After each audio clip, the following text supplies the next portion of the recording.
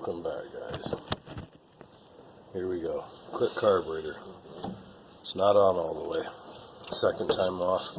Front meteor block gasket and the rear one were switched, so I didn't have a gasket in between the spout for the accelerator pump. So when you put gas to it, it just runs through and fills the motor. Took plugs out, cleaning it up. It's next morning.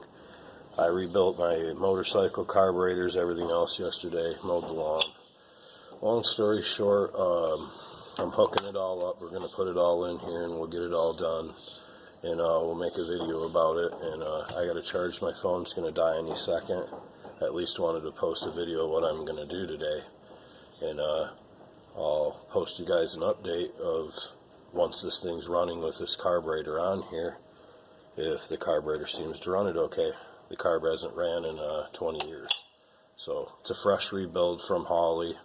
Every single gasket in the thing, meteor blocks, the screws, all new needles, all new jets, completely disassembled, all new rod seals, everything that come in the package went into it. I had nothing left.